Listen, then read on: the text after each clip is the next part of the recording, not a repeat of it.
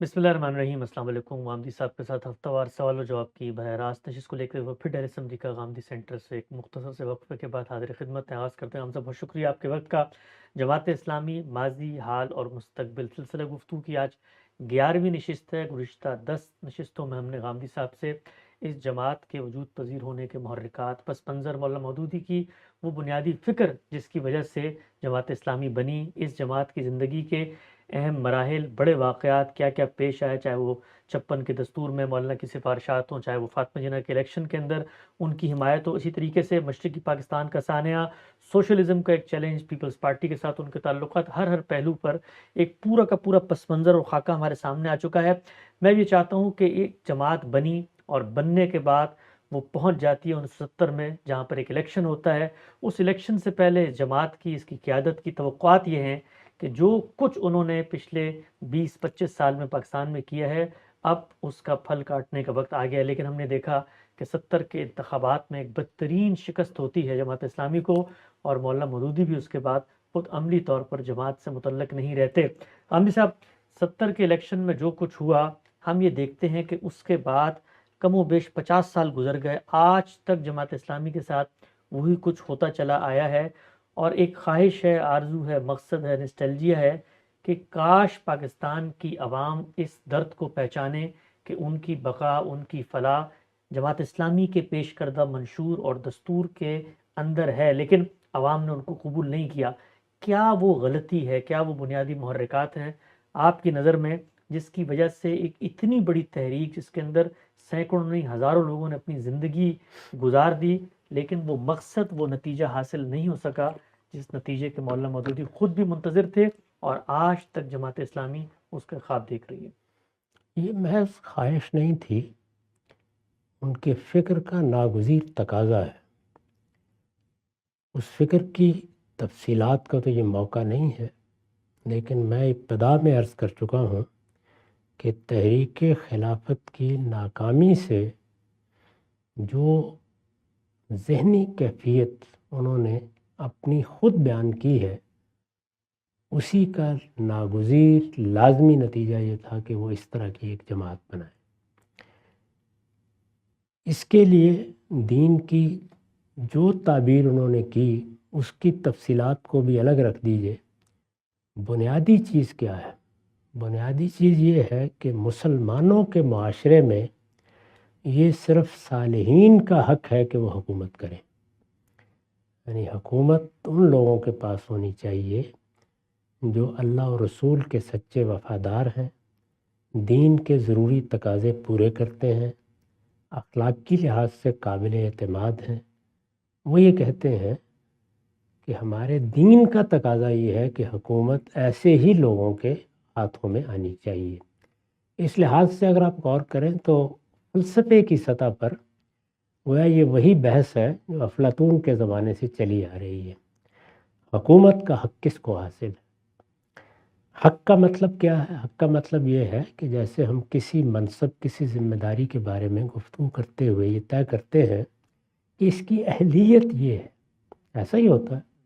हमने भी जो मनासिब बना रखे होते हैं या हम कोई इदारा कायम करते हैं, उसमें ज़िम्मेदारियाँ देते हैं, तो ये बताते हैं कि इसमें फ़लाँ मनसब के लिए ये अहलियत की शराइत। अगर आप उसूल में देखें तो कुरान मजीद ने क्या कहा है? कुरान मजीद ने भी सूरह निसा में यही कहा है कि जब तुम्हें हुकूमत मिल गई है तो अन तुअद्दुल अमानात इला अहलिहा, तो अदल इख्तियार करो, इंसाफ का मामला इख्तियार करो और ज़िम्मेदारियाँ उनके सुपुर्द को जो उसके अहल हैं। अब अहलियत तो बुनियाद होगी, इसमें तो कोई दूसरी राय नहीं हो सकती। तो हुकूमत के लिए अहलियत क्या है? कुरान मजीद ने भी इसका एक जवाब दिया है। अफलातून को इसरार था कि ये तो फ़लसफ़ियों का काम है, वही अच्छी हुकूमत फराहम कर सकते हैं। दुनिया में ये बहस हमेशा जारी रही है, अगरचे कुछ नतीजा इसका कभी नहीं निकला, लेकिन रही है। आज भी इस वक्त भी आप लोगों के पास बैठ जाएं तो किसी मजलिस में अगर लोग मौजूद होंगे तो गुफ्तगू हो रही होगी, वो कहेंगे कि ऐसे लोग होने चाहिए, वही लोग हैं जो हमारी तकदीर संवार सकते हैं। اس میں کوئی شخص یہ کہے گا کہ وہ مذہبی لوگ ہونے چاہیے، کوئی شخص یہ کہے گا کہ وہ بڑے حکیم اور فلسفی اور سیاسی امور کی بصیرت رکھنے والے ہونے چاہیے، کوئی دوسری بات کہے گا۔ تو اصول کے لحاظ سے تو یہ بات بالکل ٹھیک ہے، لیکن اسلام کیا یہی تقاضا کرتا ہے؟ وہ یہی کہتا ہے کہ تمہارے حکمرانی کا حق ان کو حاصل ہے، یا انہی لوگوں کو یہ ذمہ داری دی جانی چاہیے؟ بے شک جس وقت ہم لوگوں کے ساتھ بات کریں گے اور ترغیب کی جگہ پر کھڑے ہوں گے، یہی کہیں گے کہ تم اپنی حکمرانی کی ذمہ داریاں ان لوگوں کو دو جن کی امانت پر، دیانت پر تم اعتماد کر سکتے ہو، جو تمہاری خدمت کرنے کا سچا جذبہ رکھتے ہوں۔ اگر وہ مسلمانوں کے معاشرے میں ہے تو آپ لفظ صالحین بھی اختیار کر سکتے ہیں، اس لیے کہ ایک مسلمان کو جب آپ ایک لفظ سے تعبیر کرتے ہیں کہ وہ کیا ہوتا ہے، تو اس کے لیے قرآن مجید نے جو سب سے عام درجہ بیان کیا وہ صالحین کا درجہ ہے، یعنی یہ اصل میں ہر مسلمان کو ہونا چاہیے۔ تو یہی آپ کہیں گے بھی، ظاہر ہے کہ ہر تہذیب اپنے لحاظی سے اس بات کا انتخاب کرتی ہے۔ قرآن مجید نے جس وقت طالوت کا انتخاب کیا تو دیکھیے اس میں 2 لفظ استعمال کیے ہیں۔ بنی اسرائیل نے پوچھا کہ اس کے انتخاب کی وجہ کیا ہے، یعنی ہم نے تو یہ کہا تھا کہ ہمارے لیے بادشاہ کا انتخاب کر دیں، تو آپ نے انتخاب کیا ہے ایک چھوٹے قبیلے کا آدمی ہے، کوئی دولت بھی اس کو خاص حاصل نہیں ہے، تو وجہ کیا ہے؟ یعنی اللہ تعالیٰ کے انتخاب پر انہیں سوال کیا ہے۔ جواب کیا دیا ہے؟ بستتم فی العلم والجسم، یعنی 2 چیزیں ہیں جو اس کو بہت برتری کے ساتھ حاصل ہے۔ حکومت کرنے کے لیے جو علم اور بصیرت چاہیے، اور طاقت۔ تو قرآن نے 2 چیزوں کا ذکر کیا۔ ظاہر ہے کہ طاقت یہ ایک لفظ ہے، اس کا تعلق حالات سے، یعنی کبھی ایسا ہوتا ہے کہ جسمانی طاقت فیصلہ کن ہوتی تھی۔ میں نے کئی مرتبہ عرض کیا کہ یہ حکومت، ریاست، قبائلی تمدن میں کہاں سے پیدا ہوئی؟ یہیں سے پیدا ہوئی کہ جب لوگوں نے دوسروں پر ظلم کیا یا کسی نے زیادتی کی، تو کسی ذرا اچھی طاقت رکھنے والے آدمی نے ظالم کا ہاتھ پکڑ لیا، تو آہستہ آہستہ لوگوں نے خیال کیا کہ ہماری عزت آبرو کی یہی حفاظت کر سکتا ہے۔ تو طاقت کے بغیر حکومت کا کوئی تصور نہیں ہے۔ طاقت ہے اور اس کے لیے بصیرت ہے، علم ہے۔ قرآن نے یہ بات کہی ہے، لیکن بہرحال اس کو انہوں نے صالحین سے تعبیر کیا اور یہ کہا کہ صالحین ہی کو حق حکومت حاصل ہے۔ یہی وجہ ہے کہ اگر آپ جماعت اسلامی کا مطالعہ کریں تو اس کے دستور کی ابتدا میں کوئی 30-32 کے قریب نکات ہیں، جس میں انہوں نے یہ بتایا ہے کہ ایک صالح مسلمان کون ہوتا ہے، اور جو آدمی ان حقائق کو نہیں مانتا یا ان چیزوں پر عمل پیرا نہیں ہوتا، وہ کم سے کم معیار پر بھی صالح نہیں قرار پا سکتا۔ وہ کم سے کم معیار ہے جو بیان کیا گیا ہے، تو ان کی بنیاد میں یہ چیز موجود ہے۔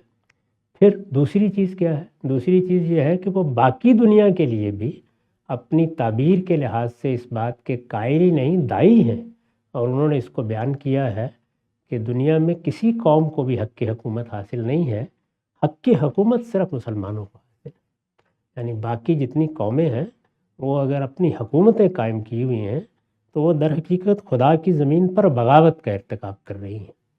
خدا کی زمین پر خدا کے سچے ماننے والوں ہی کو حکومت کا حق حاصل ہے۔ تو اس لحاظ سے اگر آپ دیکھیں تو دونوں چیزیں ایک خاص لائے عمل کا تقاضا کرتی ہیں۔ چنانچہ جو لوگ یہ خیال کرتے ہیں کہ ان کو دعوت تک محدود رہنا چاہیے تھا، یا وہ اسی طریقے سے اپنی بات کہتے رہتے جس طرح بالعموم تبلیغی کام کرنے والے لوگ کہتے ہیں، وہ در حقیقت ان کی فکر سے انحراف کرتے ہیں۔ یعنی ان کی فکر میں پہلے دن سے یہ چیز موجود ہے کہ فساق اور فجار کے ہاتھ سے نظم حکومت کو لے لینا ہے، نظم حکومت صالحین کے پاس ہونا چاہیے۔ تو میں اس لحاظ سے تو ان کی اس بات کو درست سمجھتا ہوں کہ جو ان کا فکر ہے اس کا لازمی تقاضا یہی تھا، اس طرف انہیں بڑھنا تھا۔ بحث کیا پیدا ہوئی؟ بحث یہ پیدا ہوئی، اور جس میں اس وقت کے بڑے لوگوں نے حصہ بھی لیا، وہ یہ تھی کہ کیا اس کا وقت آ گیا ہے؟ یعنی وہ زمانہ آ گیا ہے کہ جس کے بعد ہم یہ آخری اقدام کریں، اور دوسرے یہ کہ کیا اس کا طریقہ انتخابات میں حصہ لینا ہے۔ یہ تو طے ہو گیا کہ صالحین کے ہاتھ میں ہی حکومت کا نظم ہونا چاہیے۔ یہ میں ان کے فکر کی وضاحت کر رہا ہوں، یعنی کوئی اپنی رائے نہیں لے رہا، ان کے فکر کی روح سے یہ دونوں چیزیں طے ہیں۔ جس وقت آپ حکومت کا نظم قائم کریں گے مسلمانوں میں تو وہ کہیں گے صالحین کے پاس ہونا چاہیے، صالحین حق رکھتے ہیں، اور یہ ان کا وہ حق ہے جو ان کو خدا نے دیا ہے۔ اب اس حق کا استقرار ہونا ہے، اس کو مانا جانا ہے یا اس کا انکار کرنا ہے، یہ الگ بحث ہے۔ اور جس وقت وہ دنیا کے ساتھ بات کریں گے، یعنی فرض کیجئے کہ ان کی حکومت قائم ہو گئی، تو اب دنیا کے ساتھ تعلق کی بنیاد کیا ہے؟ تو اس میں تعلق کی بنیاد یہی ہے کہ جلد یا بدیر ہم تمہاری حکومتیں ختم کر دیں، یعنی یہ ناگزیر ہے۔ چنانچہ وہ صحابہ کرام کے اس اقدام کو بنائے استدلال بناتے ہیں کہ ہم تو دنیا کی سرحدوں پر کھڑے ہو کے یہی کہیں گے کہ ایمان لاؤ، لڑنے کے لیے تیار ہو جاؤ، ورنہ جزیہ دو۔ تو جزیہ دینے کا مطلب کیا ہے؟ یعنی ہماری حکومت تسلیم کرو اور اپنی محکومی کی علامت کے طور پر ہمیں جزیہ ادا کرو۔ تو یہ بات انہوں نے بالکل ابتدائی تصنیفات میں سے الجہاد فی الاسلام میں پوری وضاحت سے بیان کر دی ہے۔ بعد میں بھی اس کی تفصیلات میں کچھ تبدیلیاں ہوئی ہیں، ورنہ ان کا بنیادی موقف یہی رہا ہے۔ تو اس سے یہ بات واضح کرنا مقصود تھا کہ جو انہوں نے دین کی تعبیر کی ہے، جس طرح انہوں نے دین کو سمجھا ہے، اس میں یہ ناگزیر اقدام تھا۔ اور جماعت اسلامی میں بھی بحث یہ نہیں ہوئی، نہ معاشی گوٹ میں نہ دوسرے موقعوں کے اوپر بحث یہ نہیں ہوئی کہ یہ بات صحیح نہیں ہے یا یہ تعبیر صحیح نہیں ہے یا اس میں دین کو ٹھیک طریقے سے انٹرپریٹ نہیں کیا جا رہا۔ بحث یہ ہوئی کہ کیا وقت آ گیا ہے اس کا، یعنی کیا ہم نے فی الواقع صالحین کی وہ قوت پیدا کر لی ہے؟ ہم نے جو لوگ پیدا کیے ہیں، جن کو منظم کیا ہے، وہ فی الواقع اس پوزیشن میں آ گئے ہیں کہ اب ملک کا نظم و نسق سنبھال سکیں؟ ایک بحث یہ ہے، اور دوسری یہ کہ اس کے لیے انتخابات کا طریقہ اختیار کرنا موضوع ہے یا نہیں ہے۔ چنانچہ بعد میں ہمارے بزرگ ڈاکٹر اسرار احمد صاحب نے جب منہج انقلاب نبوی لکھی ہے، تو آپ یہ دیکھیے کہ وہاں بحث یہ نہیں ہے کہ یہ کام نہیں کرنا یا انقلاب نہیں لانا، وہ بھی انقلاب کے داعی ہیں، یعنی حکومت لینی ہے، لیکن حکومت لینے کے لیے طریقہ کیا ہونا چاہیے، اس طریقہ کار میں اب گفتگو ہو رہی ہے۔ انتخابات لڑنے ہیں، کوئی ہنگامہ کرنا ہے، میں نے ان کے طریقے کے اوپر تبصرہ کیا تھا کہ یہ انقلاب بذریعہ ہنگامہ و احتجاج ہے۔ تو کوئی ذریعہ تو آپ اختیار کریں گے نا، اس کے لیے یہ بتائیں گے۔ آپ دیکھیں اگر غور کر کے تو ذرائع کیا لامحدود ہیں، یعنی وہ ذرائع جو اللہ تعالیٰ نے پیدا کیے ہوتے ہیں انہی کا آپ استقصاء کرتے ہیں، انہی کو دیکھتے ہیں۔ تو دنیا کی تاریخ پر نگاہ ڈال کے دیکھیں تو حکومت حاصل کرنے کا ایک طریقہ یہ ہے کہ آپ کوئی لشکر بنائیں اور پھر قوت کے بل پر حکومت حاصل کر لیں۔ ہماری آنکھوں کے سامنے طالبان نے یہی طریقہ اختیار کیا۔ اس سے پہلے یعنی صدی ڈیڑھ صدی پہلے آل سعود یہی طریقہ اختیار کر کے سعودی عرب میں اپنی حکومت قائم کر چکے ہیں۔ یہ معلوم ہے کہ ترکوں کی حکومت تھی، انہی کے عمال وہاں حکومت کر رہے تھے، بغاوت ہوئی اور بغاوتیں کافی پہلے شروع ہو گئی تھیں۔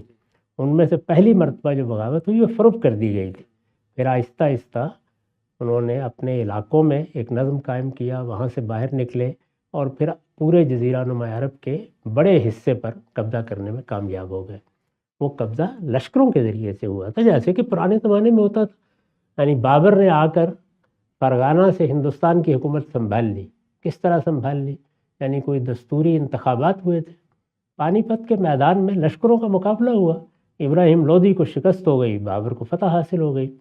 تو ایک طریقہ یہ تھا کہ فتوحات کے ذریعے سے کوئی لشکر بنائیں اور آپ حکومت پر قبضہ کر لیں۔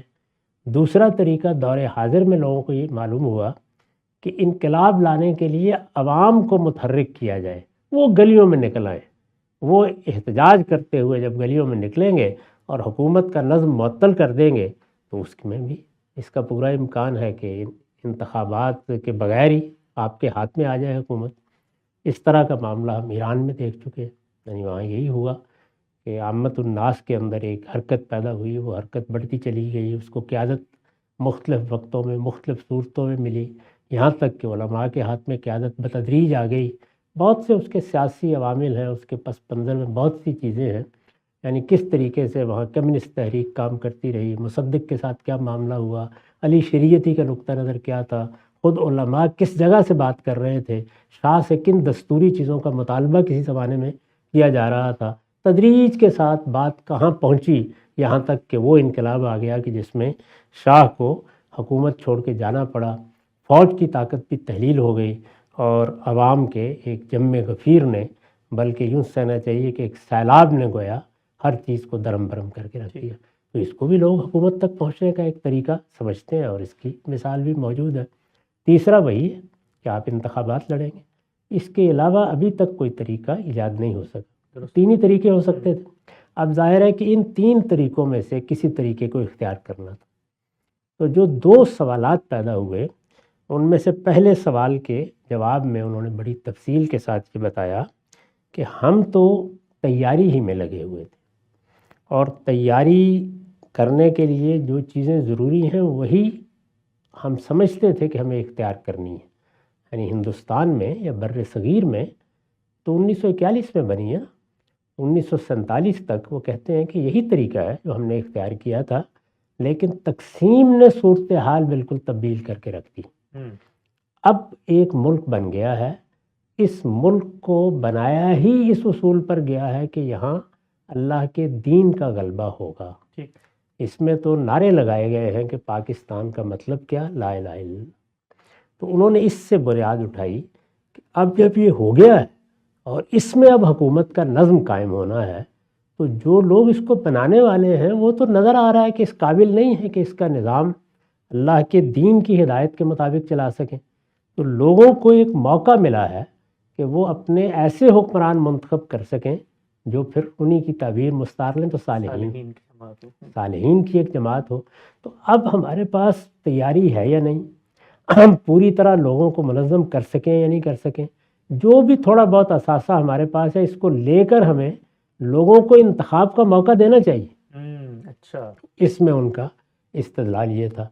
اس سے آپ اختلاف کر سکتے ہیں, اتفاق بھی کر سکتے ہیں. دوسری چیز کے بارے میں انہوں نے بڑی مفصل گفتگو کی ہے اور ماچھی گوٹ میں وہ کوئی 6 گھنٹے پر طویل تقریر ہے جو 2 نشستوں میں کی گئی. وہ اس وقت تحریک اسلامی کا آئندہ لا عمل کے عنوان سے شائع ہوتی ہے. اس کی بالکل ابتدا میں اگر آپ دیکھیں تو وہ بنیادی مقدمہ واضح کر دیتے ہیں. وہ یہ کہتے ہیں کہ پاکستان بننے کے بعد ہم اب کسی خلا میں نہیں کھڑے ہوئے. پاکستان میں یہ بات پہلے دن سے طے کر دی گئی کہ یہاں ایک دستوری حکومت قائم ہوگی. یعنی اگر یہاں کوئی بادشاہت قائم ہو جاتی, اگر کوئی پرانا ریاستی نظام بحال کر دیا جاتا یا اور کوئی نظم ہوتا تو کچھ دوسری باتیں سوچی جا سکتی تھیں. لیکن یہاں تو پہلے دن سے اس بات پر اتفاق ہو گیا. یعنی خود بانی پاکستان بھی اسی بات کا تقاضا کر رہے تھے کہ یہاں ایک دستور بنایا جائے, ایک دستوری حکومت ہوگی اور اس دستوری حکومت میں لوگوں کی رائے سے حکمرانوں کا تقرر کیا جائے. انہوں نے فرمایا کہ یہ بات مان لی گئی ہے. جب یہ بات مان لی گئی ہے تو اس کا ایک لازمی نتیجہ ہے. وہ لازمی نتیجہ یہ ہے کہ اب پرامن انتقال اقتدار کا طریقہ گویا اصل طریقے کی حیثیت سے طے کر لیا گیا ہے. اس پر اس پوری مملکت میں اتفاق ہے. اس میں جو جماعت بنانے والی ہے اس کو بھی اتفاق ہے, جو دوسری قوتیں ہیں وہ بھی اتفاق کر رہی ہیں. جب اس میں اتفاق ہو گیا کہ یہاں پرامن انتقال اقتدار کے لیے لوگوں کی رائے لی جائے گی, تو اگر دینی لحاظ سے دیکھیے تو یہی ایک آئیڈیل اور مثالی طریقہ بھی ہے. چنانچہ انہوں نے خلافت و ملوکیت میں دلائل دے کر بیان کیا ہے کہ صحابہ کرام کے زمانے میں اسی طریقے کی بنیاد رکھی گئی تھی. تو ایک تو دینی لحاظ سے یہی معاملہ ہے. دوسرے یہ کہ جب یہ صورتحال بن گئی ہے تو اب آپ لشکر نہیں بنا سکتے. اب یہ دینی لحاظ سے بھی غلط ہوگا. وہ یہ کہتے ہیں کہ اب جب کہ ہمیں پرامن طریقے سے اقتدار تک پہنچنے کا ایک راستہ بتا دیا گیا ہے تو پھر لوگوں کے جان و مال کو خطرے میں ڈال کر کوئی اور طریقہ اختیار کرنا یہ جائز کیسے ہو سکتا ہے. یہ انہوں نے اپنی اس تقریر میں بڑی تفصیل کے ساتھ بتایا ہے. تو اس لحاظ سے اگر دیکھیں تو وہ اپنے فکر کے لحاظ سے اپنے اس اقدام تک بالکل کنسسٹنٹ ہے. یعنی اس میں کوئی تضاد نہیں ہے. آپ کسی تدبیر سے یا کسی تدبیر کے اطلاق سے اختلاف کر سکتے ہیں لیکن وہ بالکل کنسسٹنٹ ہے. چنانچہ انہوں نے سن 51 میں ہی یہ فیصلہ کر لیا. اس وقت کے انتخابات کی کچھ تفصیل ہم بیان کر چکے ہیں. پھر انتخابات ہوئے ہی نہیں پاکستان میں, ایک لمبا عرصہ گزرا. ان انتخابات میں جو شریک ہوئے ایوب خان کے زمانے میں ہوئے, اس میں سب لوگوں نے مل کے فاطمہ جناح کی حمایت کی. اس پر بھی ہم گفتگو کر چکے ہیں. تو مختلف مراحل میں اب وہ اپنے لائے عمل کے مطابق آگے بڑھ رہے ہیں. یہ پہلی مرتبہ ہوا کہ بالغ رائے دہی کی بنیاد پر انتخابات ہوئے. اور اب تک بھی یہ کہا جاتا ہے کہ پاکستان میں اگر بغیر کسی مداخلت کے کوئی آزادانہ اور منصفانہ انتخابات ہوئے ہیں تو وہی ہوئے ہیں کہا جاتا ہے. اس پر بھی بہت سی باتیں کی جا سکتی ہیں, خاص طور پر مشرقی پاکستان کے حوالے سے. ان انتخابات میں ان کا خیال یہ تھا کہ ہم نے اب جماعت کو بھی بڑی حد تک منظم کر لیا ہے اور جماعت کی شاخیں جگہ جگہ قائم بھی ہیں، وہ اب کارکنوں کی ایک بڑی قوت فراہم کر چکی ہے، ہمارا لٹریچر لوگوں کے ذہنوں کو بھی بڑی حد تک اپنی گرفت میں لے چکا ہے۔ اس وقت اگر لوگوں کی نگاہ پڑ سکتی ہے تو صالحین کی کسی جماعت کی حیثیت سے ہمارے اوپر ہی پڑ سکتی ہے۔ چنانچہ اب موقع آیا ہے تو ہمیں اس میں شریک ہونا چاہیے۔ تو اس طرح وہ شامل ہوئے اور میں نے عرض کیا تھا کہ جب پھر اس کا نتیجہ نکلا اور اس میں بہت بری شکست ہو گئی، چند لوگ تھے جو کامیاب ہو سکے اور کچھ بہت زیادہ تعداد میں ووٹ بھی نہیں ملے، ذوالفقار علی بھٹو صاحب نے گویا ایک سیلاب بنا دیا اپنی دعوت کو اور نتیجے کے طور پر یہاں ان کی حکومت بن گئی۔ مشرقی پاکستان میں معاملات بالکل ہی دوسری صورت اختیار کر گئے۔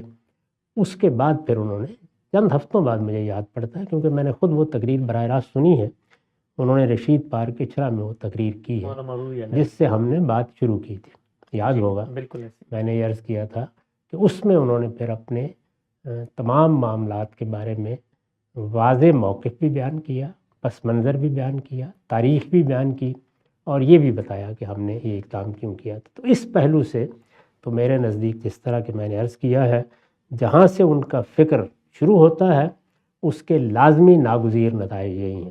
اب یہ میرے خیال میں کوئی بحث نہیں ہے کہ ابھی وقت آ گیا یا نہیں آ گیا، تدبیر کی بحث ہے۔ زیادہ سے زیادہ آپ یہ کہہ سکتے ہیں کہ تاخیر سے یہ اقدام کر لینا چاہیے تھا، 2-4 انتخابات کے بعد کر لینا چاہیے تھا۔ اور یہ بھی بالکل حقیقت ہے کہ سن 70 تک آتے آتے بہت وقت بھی گزر چکا تھا۔ اگر ایک انسان کی زندگی آپ دیکھیں جو اپنا کوئی مقصد لے کے اٹھا ہے تو اس کے لحاظ سے یہ کوئی بڑی یعنی جلد بازی کا فیصلہ نہیں ہے۔ سن 70 کے انتخابات ہی سامنے آئے ہیں، آپ دیکھیں کہ سن 79 میں تو ان کی وفات ہو گئی، اس کے 9 سال بعد۔ تو یہ صورتحال ہے، اس موقع پر انہوں نے یہ اقدام کیا ہے۔ اب رہ گئی یہ بات کہ انتخابات کے علاوہ کیا طریقہ ہو سکتا ہے، تو اصول کے لحاظ سے میرے نزدیک ان کی بات بالکل ٹھیک ہے، درست ہے۔ یعنی یہ کہ لشکر بنا کے حملہ آور ہوا جائے، اس کے لیے تو بابر کو بھی کوئی استدلال کرنا پڑے گا۔ یعنی یہ ٹھیک ہے کہ دنیا میں یہ روایت رہی ہے، خود ہمارے ہاں معاویہ رضی اللہ عنہ نے اسی طریقے سے حکومت کا نظم سنبھال لیا تھا، اور بھی بہت سی مثالیں اس کی ہیں۔ خود بنو عباس کی حکومت کیسے قائم ہوئی، اسی طریقے سے ہسپانیہ میں خود بنو امیہ نے جا کر اپنی حکومت قائم کی۔ تو وہ طریقہ تو موجود ہی تھا دنیا میں، لیکن اس طریقے کو کیا اختیار کرنا چاہیے تھا؟ یعنی کوئی لشکر بناتے وہ اور لشکر بنانے کے بعد بالکل اسی طرح اقدام کرتے۔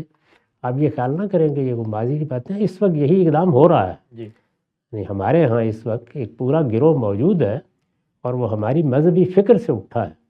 اس نے کوئی 60,000 70,000 کا بتایا جاتا ہے محتاط زبان میں لشکر تیار کر رکھا ہوا ہے۔ وہی لشکر ہے کہ جو اس وقت بار بار حملے کر رہا ہے اور جس کو اب خوارج قرار دے کر ہمارے ہاں ہماری افواج مقابلہ کر رہی ہیں۔ اس لشکر کے ہاں لائے عمل کیا ہے؟ یہی یعنی صالحین کی حکومت ہونی چاہیے، صالحین کہیے یا مذہبی رہنما کہیے، ان کے ہاں صالحین میں طالبان کی اصطلاح ہے، تو ان کی حکومت ہونی چاہیے، ان کا لشکر موجود ہے اور وہ لشکر لڑ کر آپ کو مجبور کر دے گا کہ آپ حکومت کا نظم دے دیں۔